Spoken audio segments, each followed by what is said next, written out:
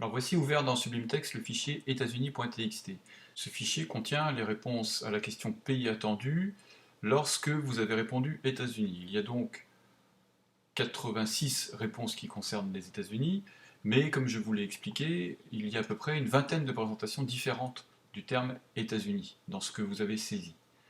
Donc nous allons utiliser Sublime Text, mais surtout nous allons utiliser les expressions régulières pour ramener toutes ces formes différentes à une seule et même forme, sous la forme États-Unis, avec une majuscule à État, une majuscule à uni, le pluriel appliqué partout, et un trait d'union entre État et uni. Vous allez utiliser l'outil de recherche et de remplacement. Dans la sous-fenêtre qui s'ouvre en bas, vous prendrez bien soin de vérifier que la case point étoile est en surbrillance, mentionnant ainsi le fait que vous allez utiliser des expressions régulières. Vous faites bien attention de décocher la sensibilité à la casse, c'est-à-dire que vous allez considérer de manière indifférente les majuscules et les minuscules. Vous allez faire en sorte que la recherche s'effectue sur tout le document. Et cette dernière petite case, cet encadré, va vous permettre de voir au fur et à mesure ce qui va être pris en compte dans votre fichier au moment de la recherche, avant le remplacement. Regardons ce qui se passe. Je commence à saisir l'expression régulière par des crochets. Dans ces crochets, je précise que je cherche aussi bien les E que les E. Comme j'ai décoché la sensibilité à la casse, les E majuscules, les E minuscules, les E minuscules et quelque part sans doute les E majuscules, s'ils existent, sont sélectionnés. Voici un E majuscule en ligne 62. Je poursuis. Ensuite, il n'y a vraisemblablement pas d'erreur, ça sera T-A-T. Après, certains d'entre vous ont mis un S, d'autres l'ont oublié. On va donc dire, il peut y avoir un S, ou pas. Ce qu'en expression régulière, on note entre parenthèses avec un point d'interrogation suivant le S. On répète l'opération parce que certains d'entre vous ont mis un trait d'union, donc trait d'union, point d'interrogation, ou pas.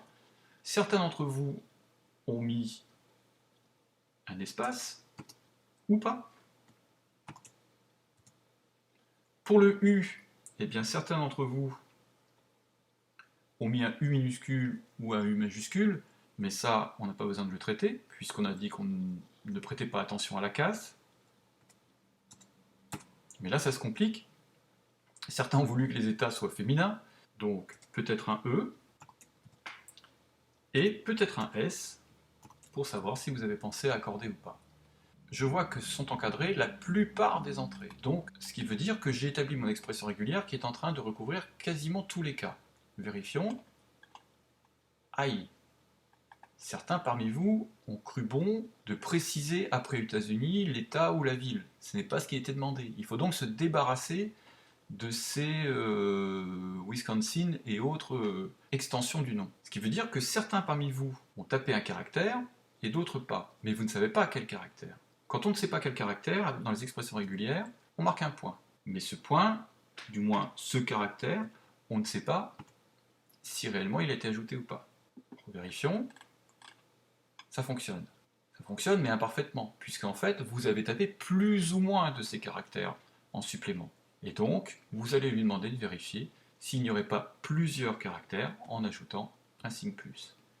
Et là, vous allez voir que toutes les occurrences de États-Unis, sous ces 20 et quelques formes différentes, ont toutes été prises en compte. Il ne reste plus qu'à remplacer par la forme que l'on souhaite.